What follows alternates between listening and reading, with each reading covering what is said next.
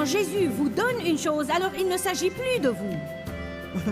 Restez avec nous dans Jouissez de votre vie.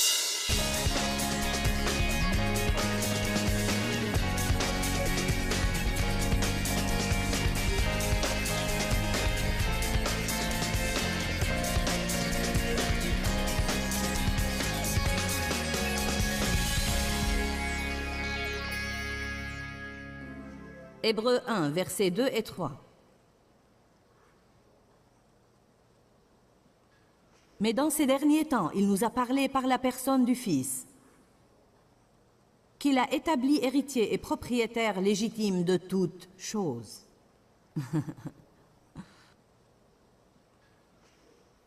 N'oublions pas que nous sommes co-héritiers avec lui. Il a fait ce qui devait être fait. Il est devenu héritier de tout ce qui était à Dieu. Et maintenant, il dit, vous pouvez vous joindre à moi. En mettant votre foi en moi et en me recevant comme votre sauveur, vous devenez co-héritier avec moi. Tout ce qui est à moi, je vais vous le révéler. Je vais vous montrer des Écritures qui disent ça plus tard. Aussi par lequel et à travers lequel il a créé les mondes et les portées de l'espace et les airs du temps. Il les a faits, produits, bâtis, opérés et arrangés en ordre. Il est l'unique expression de la gloire de Dieu, le reflet, le rayonnement ou l'éclat du divin. Et il est l'empreinte parfaite et l'image exacte de la nature de Dieu. Faites attention. Soutenant et maintenant et guidant et propulsant l'univers par son influente parole de puissance. Comment est-ce que cette boule qu'on appelle le monde peut rester en suspens là au milieu de l'espace, tournant parfaitement sur son axe? Qu'est-ce qui empêche le soleil de tomber sur nous tous les jours? Qu'est-ce qui empêche cette planète nommée Mars de tomber et d'écraser la Terre? C'est qu'il les soutient. Il maintient tout l'univers et nous ne sommes même pas prêts de nous rendre compte de son immensité. S'il peut faire ça, ne peut-il pas s'occuper de vous?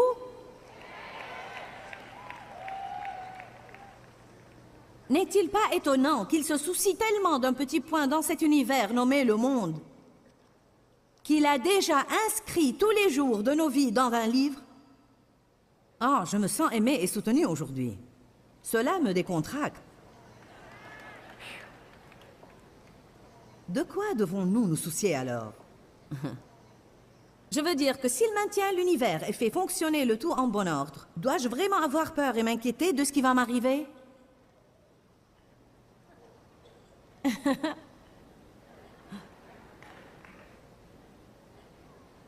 Soutenant, maintenant et guidant, faites attention. Ayant accompli la purification de nos péchés et l'abolissement de la culpabilité, il a fait une chose très importante, comprenez cela. Ça ne dit pas qu'il s'est tenu debout à la droite de Dieu, mais il s'est assis à la droite de la majesté divine. Regardez le verset 13. D'ailleurs, auquel des anges. Maintenant, Paul fait une comparaison entre Jésus et les anges, essayant de convaincre ces gens-là qu'il était plus grand que tous les anges. Il dit, d'ailleurs, auquel des anges, a-t-il, il étant Dieu le Père, a-t-il jamais dit, assieds-toi à ma droite, associe-toi à moi dans ma dignité royale, jusqu'à ce que je fasse de tes ennemis ton marchepied? Alors Jésus est décontracté. Il s'occupe de toutes ces choses et les soutient, mais ce n'est même pas un effort. Il est assis là-bas à la droite de Dieu, décontracté, attendant que Dieu fasse du reste de ses ennemis son marchepied. La nouvelle devient meilleure. Car la Bible dit dans Éphésiens 2 que nous sommes assis avec lui dans les lieux célestes. Nous sommes assis. Pourquoi la Bible dépeint-elle toujours Jésus comme étant assis? Apocalypse dit, celui qui était assis sur le trône. Pourquoi ne court-il pas dans le ciel, soucieux de ma situation? Pourquoi ne se tord-il pas les mains pour trouver une solution? Il y a sûrement beaucoup de travail impliqué pour faire fonctionner tout cet univers. Après tout, je le garde occupé rien qu'à moi. Amen.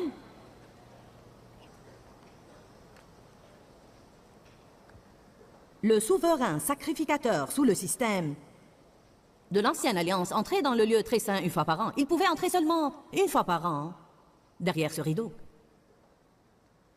Et il entrait une fois par an, mais il n'y avait pas de chaise à l'intérieur du lieu très saint. Tout le temps qu'il était dedans, offrant des sacrifices pour ses péchés et les péchés du peuple, il devait faire quelque chose. Il avait des cloches qui étaient attachées, une corde qui était attachée à sa jambe, car s'il mourait là-dedans, personne ne pouvait entrer pour le sortir, il devait le tirer dehors.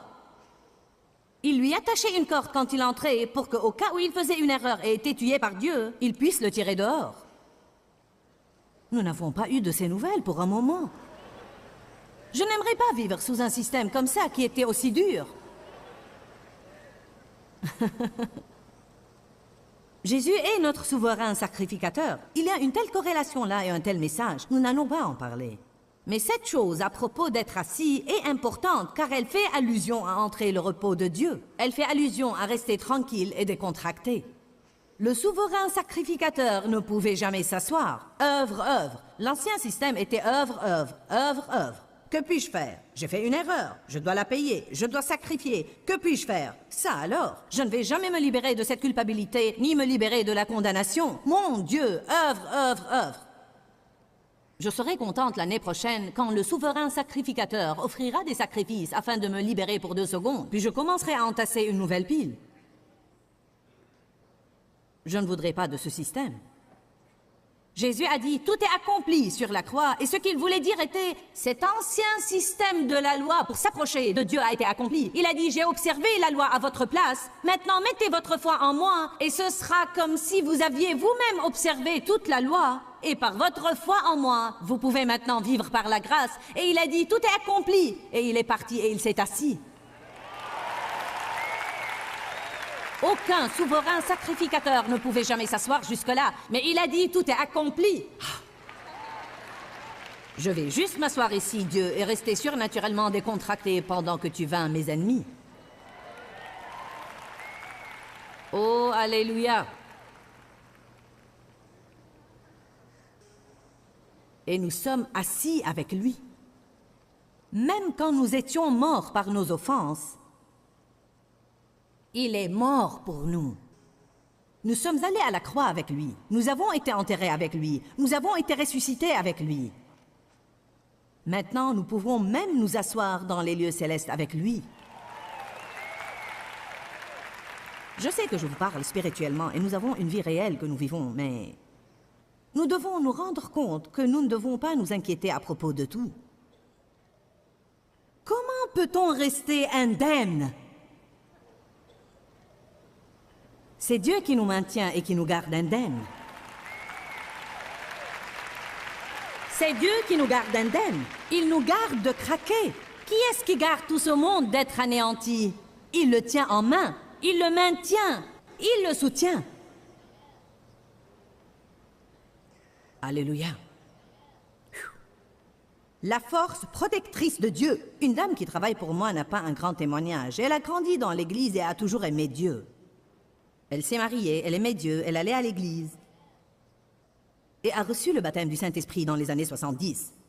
Ensuite, elle est venue travailler pour nous. Elle entend tous ces témoignages. J'ai été abusée, quelqu'un d'autre était un toxicomane. Elle a dit à Dieu un jour, « Eh bien Dieu, pourquoi n'ai-je pas un témoignage ?»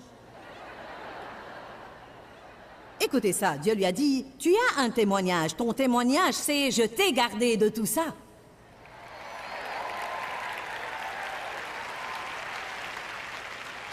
Amen. La force protectrice de Dieu. Il est notre gardien. Je garderai tes allées et tes venues. Je te garderai du péché. Je te garderai du mal. Le psaume 91 dit qu'il chargera ses anges de nous et qu'ils nous protégeront et nous défendront. Cette même dame était assise dans un bateau un jour, lisant. Son mari pêchait. Une vague a frappé le bateau. Elle était sur une chaise longue et cette chaise s'est retournée et elle s'est cognée la tête contre le flanc du bateau en même temps qu'elle lisait le psaume 91. Elle a dit au Seigneur, « Je ne comprends pas. La Bible dit que tu me protégerais. » Et je me suis cognée la tête. Et Dieu lui a dit, « Tu n'es pas morte, n'est-ce pas? » Bon, alors il y a des choses qui arrivent dans notre vie et que nous n'aimons pas. Mais nous ne savons même pas de quoi Dieu nous a gardés et que Satan avait planifié.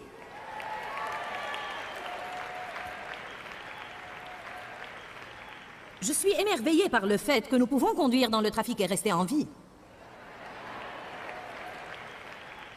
Nous devons remercier Dieu pour sa force protectrice, car il nous maintient et nous garde indemnes.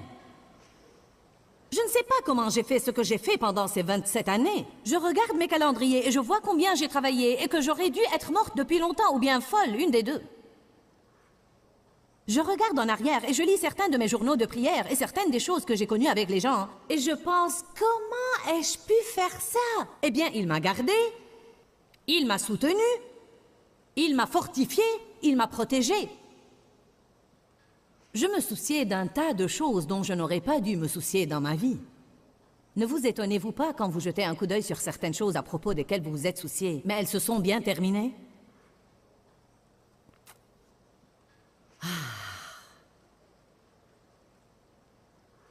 Ce soin continuel de Dieu dans notre vie, écoutez bien ça, est ininterrompu. Il n'y a jamais un moment dans votre vie où il ne s'occupe pas de vous. La Bible dit que Dieu ne sommeille ni ne dort. Vous allez vous coucher la nuit, Dieu reste éveillé et veille sur vous. Amen. Dites, je peux me décontracter. Maintenant, et le ministère d'intercession? Je veux vous montrer une chose. Je voudrais que Romaine et Charlie montent ici et m'aident. Nos imperfections laissent une brèche entre nous et Dieu. La Bible dit qu'intercéder, c'est se tenir à la brèche. Quand vous intercédez pour quelqu'un qui n'a pas une bonne relation avec Dieu, il y a une brèche entre lui et Dieu. Il n'y a pas de relation entre lui et Dieu, ou bien la relation a été entravée ou brisée. Et quand vous priez pour lui, vous vous tenez littéralement à la brèche et vous les rapprochez. Je vais vous montrer ce qui arrive. Je vous prie de venir ici. Nous allons prétendre que tu es le croyant ici. Tourne-toi de ce côté. Tu es le croyant qui fait des erreurs tout le temps. Et toi, tu es Dieu, Charlie. Recule-toi ici et simule la sainteté autant que tu peux. D'accord. Maintenant, il n'y a pas de problème. Tu as des péchés et des imperfections dans ta vie et tu veux essayer de t'approcher de Dieu et il veut s'approcher de toi. Mais tout ce désordre dans ta vie gêne le passage. Sans bouger de la place où tu es, je veux que tu essayes de t'approcher de Dieu.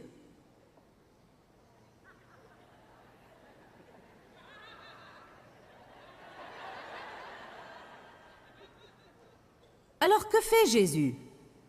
Il se tient à la brèche comme intercesseur et il intercède continuellement. Donc, à travers Christ, en lui, je suis continuellement admise auprès de Dieu. Et devinez quoi? Le temps que toutes les imperfections du croyant passent par moi et arrivent à lui, la Bible dit, il nous considère comme justes. Parce que nous avons été lavés par le sang de Jésus. Alléluia! Quelqu'un se tient à la brèche pour moi tout le temps. Amen. Vous pouvez descendre, merci. Hébreux 7, 25. 3 écritures que je veux qu'on lise. Elles sont toutes vraiment importantes. Par conséquent, il peut sauver d'une manière définitive, complètement, parfaitement, finalement, pour tous les temps et éternellement, ceux qui s'approchent de Dieu par lui, étant toujours vivants pour faire une pétition à Dieu et pour intercéder avec lui et intervenir en leur faveur. Romains 8, 34. Vous prenez une leçon de Bible et demie aujourd'hui.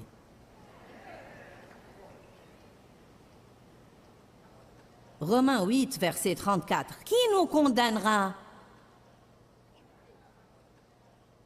Lorsque vous sentez toute cette culpabilité à cause des erreurs que vous faites, qui est là pour vous condamner?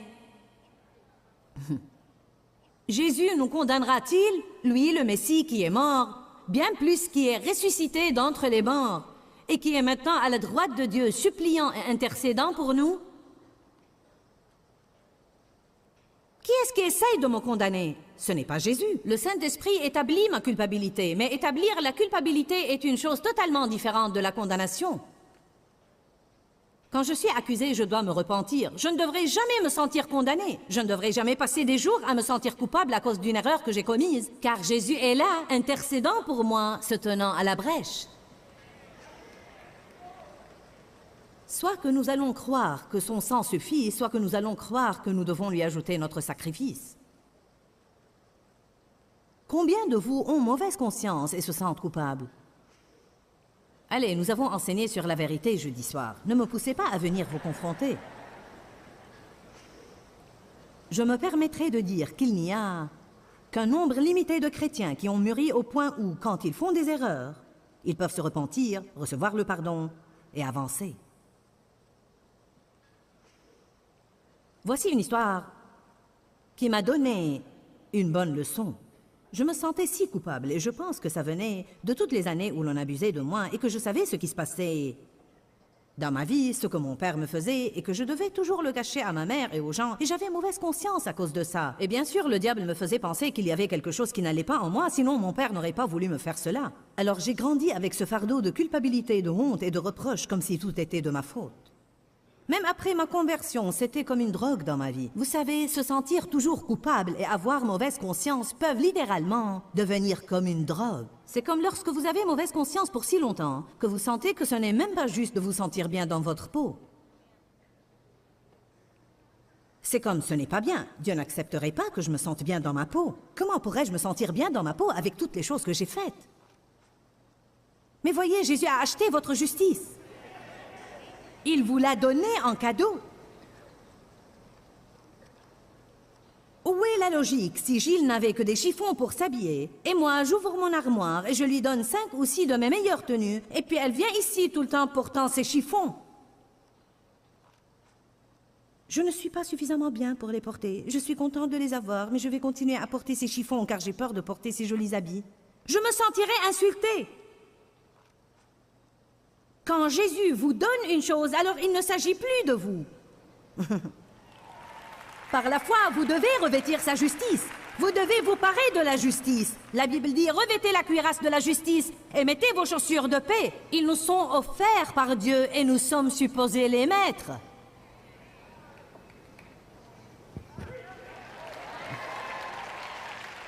Vous voulez exaspérer le diable? Commencez à parler de qui vous êtes en Christ. Levez-vous tous les jours et laissez-moi vous dire quoi faire. Asseyez-vous au bord de votre lit et avant même que vos pieds touchent le sol, dites à voix haute, « Je suis la justice de Dieu en Christ. » Oh, l'enfer tremble et branle. Vous exaspérez le diable. Tous les esprits fanatiques autour de vous se mettent en colère. Dites, « Je suis la justice de Dieu en Christ, consacré et rendu saint par le sang de l'agneau. » Je suis sanctifié et consacré au service de Dieu. Dieu a un bon plan pour ma vie. J'aime vraiment ma personne et parce que Jésus m'a accepté, alors je m'accepte aussi, non en moi-même, mais en Christ. Ce que je vous dis aujourd'hui changera votre vie, car la plupart des gens ne s'aiment pas eux-mêmes. Ils ont mauvaise conscience tout le temps. Ils vivent toujours constamment sous la loi de l'Ancien Testament. Ils font une erreur, ils doivent payer. Ils font une erreur, ils doivent payer. Ils font une erreur. Peut-être que nous ne tuons plus des taureaux et des oiseaux pour les offrir en sacrifice. Mais ce que nous faisons, c'est nous sentir mal et avoir mauvaise conscience. Nous nous éloignons de Dieu et nous ne prions pas avec assurance. La Bible dit que nous avons un souverain sacrificateur qui comprend nos faiblesses et nos infirmités parce qu'il a été tenté en toutes choses tout à fait comme nous, mais sans commettre de péché. Donc, approchons-nous avec assurance du trône de la grâce. Afin de quoi? Il y a ce mot « recevoir ». Miséricorde pour nos défaillances et grâce en temps voulu pour être aidés dans nos besoins. Hébreux 4, 15 et 16. Écriture extraordinaire. Nous avons un souverain sacrificateur qui comprend ce que c'est que de vivre dans un de ces corps humains. Il ne s'attend même pas à ce que je sois parfaite tout le temps. Si j'aurais pu être parfaite, Jésus n'aurait pas eu à endurer ce qu'il a enduré. J'avais l'habitude d'avoir mauvaise conscience et de me sentir coupable tout le temps. Un jour, je suis sortie faire des courses. J'allais à un magasin spécialisé. En avez-vous ici? Savez-vous ce que c'est? Très bien. Alors j'ai garé ma voiture. Je conduisais une voiture vieille de 20 ans à cette époque-là et je prêchais la prospérité. Et j'ai garé ma voiture très loin, à l'arrière du parking. J'avais eu une si mauvaise journée. Je voulais marcher un moment et ressasser ma misère. Je suis entrée dans le magasin. Vous ne pouviez pas le voir, mais je portais mon sac invisible de culpabilité. Les gens marchent même autrement quand ils ont leur fardeau avec eux. Ils sont plutôt...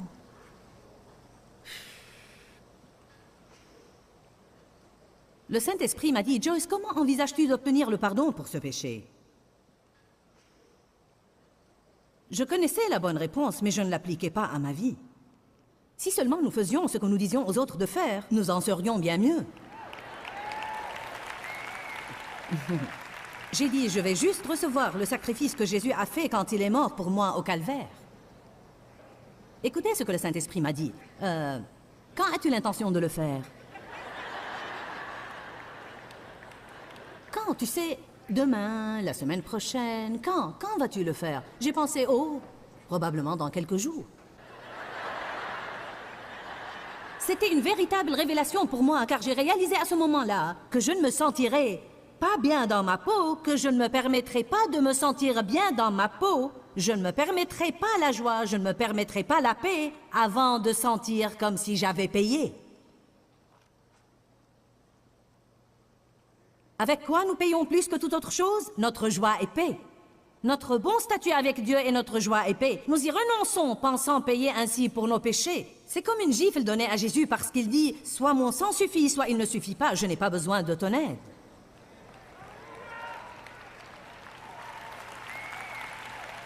Allez, je dis de bonnes choses aujourd'hui. Qui nous condamnera? Ce n'est pas Jésus.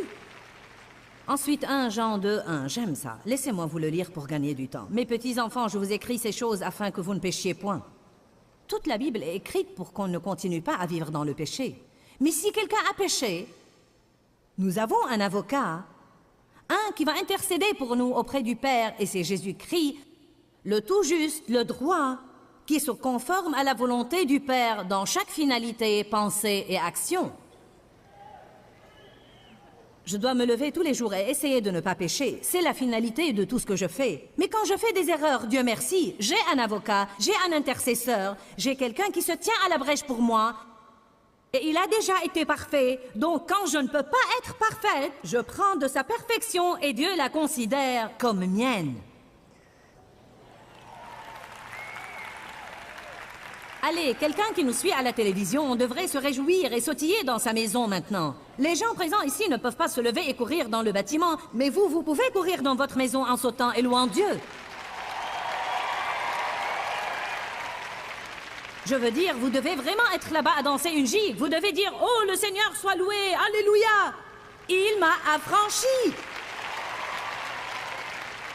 Jésus a payé pour mes péchés. Il intercède pour moi. Il me soutient. Je suis assis avec lui. J'ai été enterré avec lui. Je suis ressuscité avec lui.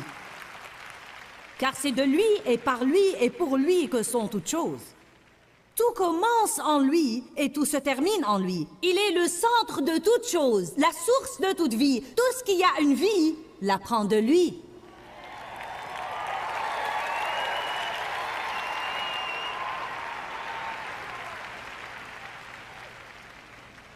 Et devinez quoi? Êtes-vous prêts pour ça?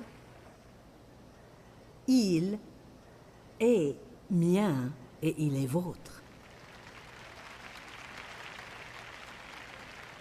Même la Bible dit dans l'Ancien Testament, « Et ce Dieu est notre Dieu. » Ouh!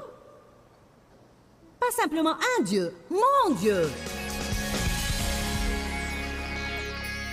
Je vais vous dire que rester surnaturellement décontracté me semble vraiment bon.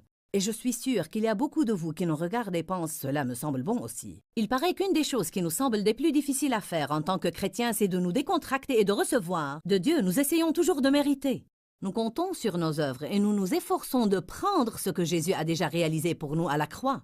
Nous devons comprendre dans nos cœurs que Jésus se tient à la brèche en notre faveur et que tout ce que nous devons faire, c'est de recevoir de lui et de vivre par la grâce et non par les œuvres. Et c'est là que nous pourrons jouir de la vie que Jésus est mort pour nous donner.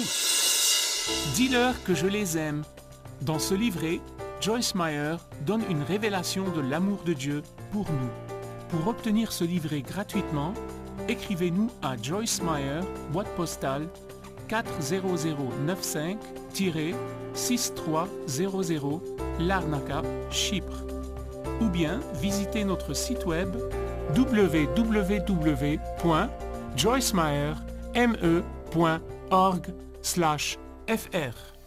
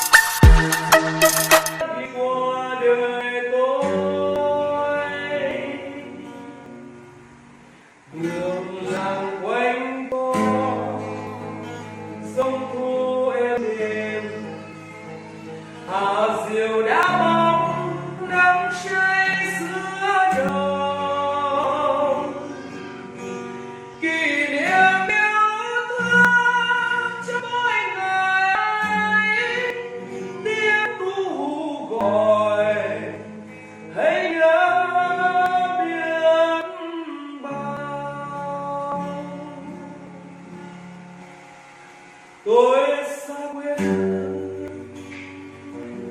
bao năm tháng qua, nhưng trong trái tim không bao giờ xa lời mẹ ru con hiu hiu trẻ mùa lụt nước lũ bắt